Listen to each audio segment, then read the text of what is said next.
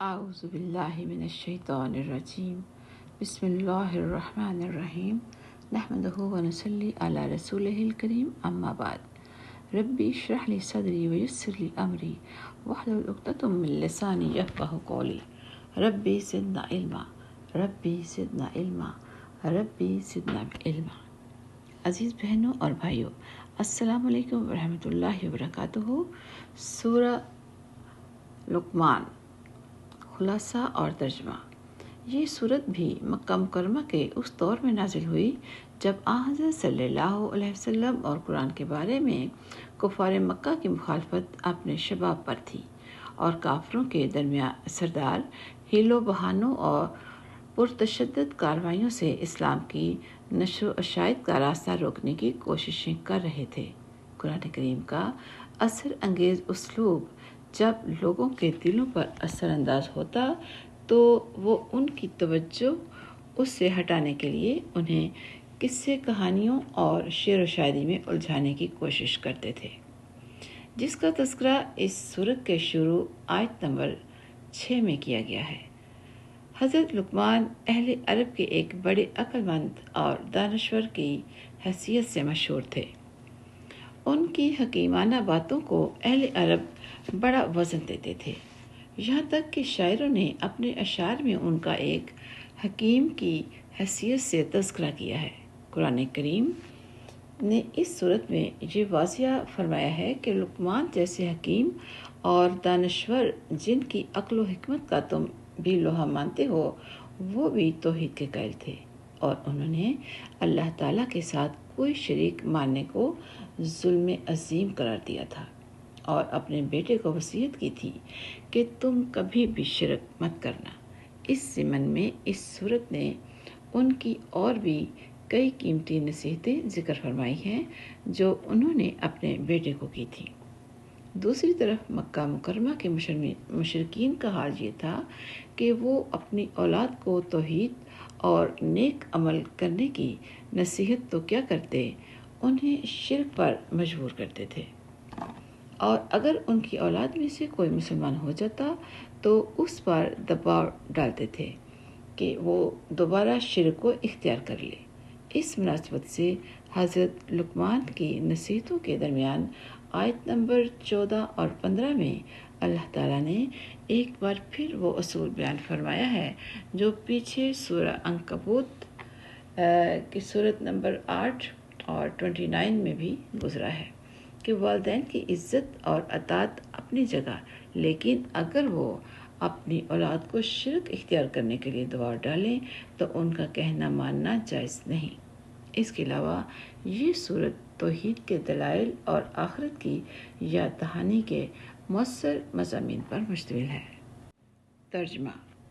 یہ صورت مکی ہے اور اس میں 34 آیتیں اور 4 رکوع ہیں۔ بسم اللہ الرحمن الرحیم۔ الف لام میم۔ یہ اس حکمت والی کتاب کی آیتیں ہیں جو نیک لوگوں کے لیے ہدایت اور رحمت بن کر آئی ہے، اور نیک لوگ جو نماز قائم کرتے ہیں اور زکوٰۃ ادا کرتے ہیں اور آخرت کا پورا یقین رکھتے ہیں، وہی ہیں جو اپنے پروردگار کی طرف سے سیدھے راستے پر ہیں، اور وہی ہیں جو فلاح پانے والے ہیں۔ اور کچھ لوگ وہ ہیں جو اللہ سے غافل کرنے والی باتوں کے خریدار بنتے ہیں تاکہ ان کے ذریعے لوگوں کو بے سمجھے بوجھے اللہ کے راستے سے بھٹکائیں اور اس کا مذاق اڑائیں۔ ان لوگوں کو وہ عذاب ہوگا جو ذلیل کر کے رکھ دے گا، اور جب ایسے شخص کے سامنے ہماری آیتیں پڑھ کر سنائی جاتی ہیں تو وہ پورے تکبر کے ساتھ منہ موڑ لیتا ہے جیسے انہیں سنا ہی نہیں، گویا اس کے دونوں کانوں میں بہرا پن ہے، لہٰذا اس کو ایک دکھ دینے والا عذاب کی خوشخبری سنا دو۔ البتہ جو لوگ ایمان لے آئے اور انہوں نے نیک عمل کیے، ان کے لیے نعمتوں کے باغات ہیں جن میں وہ ہمیشہ رہیں گے۔ یہ اللہ کا سچا وعدہ ہے، اور وہ اقتدار کا بھی مالک ہے، حکمت کا بھی مالک۔ اس نے آسمانوں کو ایسے ستونوں کے بغیر پیدا کیا جو تمہیں نظر نہیں آ سکتی، اور زمین میں پہاڑوں کے لنگر ڈال دیے ہیں تاکہ وہ تمہیں لے کر ڈگمگائے نہیں، اور اس میں ہر قسم کے جانور پھیلا دیے ہیں۔ اور ہم نے آسمان سے پانی برسایا، پھر اس زمین میں ہر قابل قدر قسم کی نباتات اگائیں۔ یہ ہے اللہ کی تخلیق۔ اب ذرا مجھے دکھاؤ کہ اللہ کے سوا کسی نے کیا پیدا کیا۔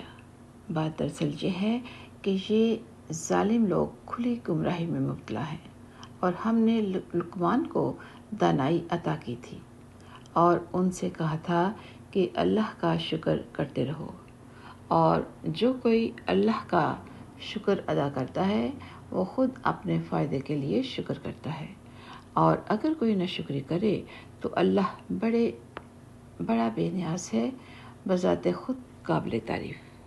اور وہ وقت یاد کرو جب لقمان نے اپنے بیٹے کو نصیحت کرتے ہوئے کہا تھا کہ میرے بیٹے، اللہ کے ساتھ شرک نہ کرنا، یقین جانو شرک بڑا بھاری ظلم ہے۔ اور ہم نے انسان کو اپنے والدین کے بارے میں یہ تاکید کی ہے کہ کیونکہ اس کی ماں نے اسے کمزوری پر کمزوری برداشت کر کے پیٹ میں رکھا، اور 2 سال میں اس کا دودھ چھوٹتا ہے، تاکہ کہ تم میرا شکر ادا کرو اور اپنے ماں باپ کا، میرے پاس ہی تمہیں لوٹ کر آنا ہے۔ اور اگر وہ تم پر یہ زور نہ ڈالیں کہ تم میرے ساتھ کسی کو خدائی میں شریک قرار دو جس کی تمہارے پاس کوئی دلیل نہیں، تو ان کی بات مت مانو، اور دنیا میں ان کے ساتھ بھلائی سے رہو، اور ایسے شخص کا راستہ اپناؤ جس نے مجھ سے لو لگا رکھی ہو۔ پھر تم سب کو میرے پاس لوٹ کر آنا ہے، اس وقت میں تمہیں بتاؤں گا کہ تم کیا کرتے رہے ہو۔ لقمان نے یہ بھی کہا، بیٹا، اگر کوئی چیز رائی کے دانے کے برابر بھی ہو اور وہ کسی چٹان میں ہو یا آسمانوں میں یا زمین میں، تب بھی اللہ اسے حاضر کر دے گا۔ یقین جانو اللہ بڑا باریک بھی بہت باخبر ہے۔ بیٹا، نماز قائم کرو اور لوگوں کو نیکی کی تلقین کرو اور برائی سے روکو، اور تمہیں جو تکلیف پیش آئے اس پر صبر کرو۔ بے شک یہ بڑی ہمت کا کام ہے، اور لوگوں کے سامنے غرور سے اپنے گال مت پھیلاؤ اور زمین پر اتراتے ہوئے مت چلو۔ یقین جانو اللہ کسی اترانے والے شیخی باز کو پسند نہیں کرتا۔ اور اپنی چال میں اعتدال اختیار کرو اور اپنی آواز آہستہ رکھو۔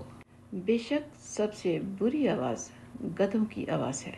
کیا تم لوگوں نے یہ نہیں دیکھا کہ آسمانوں اور زمین میں جو کچھ ہے اسے اللہ نے تمہارے کام میں لگا رکھا ہے، اور تم پر اپنی ظاہری اور باطنی نعمتیں پوری نچھاور کی ہیں۔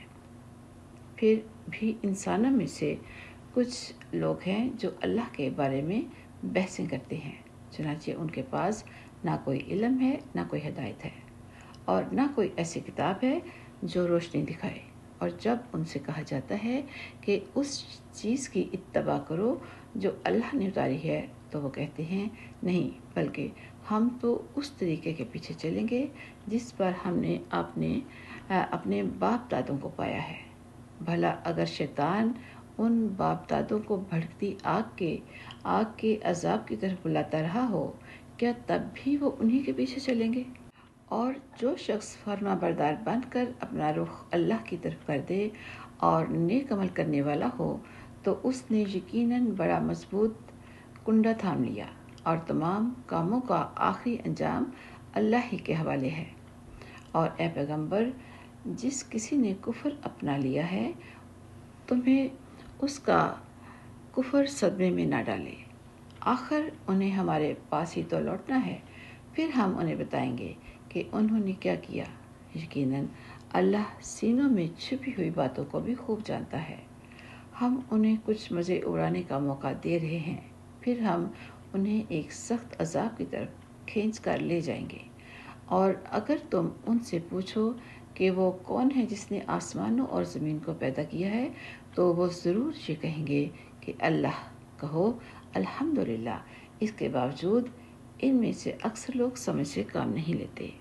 اللہ ہی کا ہے جو کچھ آسمانوں اور زمین میں ہے، بے شک اللہ ہی ہے جو سب سے بے نیاز ہے، بذات خود قابل تعریف۔ اور زمین میں جتنے درخت ہیں اگر وہ قلم بن جائیں، اور یہ جو سمندر ہے اس کے علاوہ 7 سمندر اس کے ساتھ اور مل جائیں اور وہ روشنائی بن کر اللہ کی صفات لکھیں، تب بھی اللہ کی باتیں ختم نہیں ہوں گی۔ حقیقت یہ ہے کہ اللہ اقتدار کا بھی مالک ہے، حکمت کا بھی مالک۔ تم سب کو پیدا کرنا اور دوبارہ زندہ کرنا اللہ کے لیے ایسا ہی ہے جیسے ایک انسان کو پیدا کرنا اور دوبارہ زندہ کرنا۔ یقیناً اللہ ہر بات سنتا، ہر چیز دیکھتا ہے۔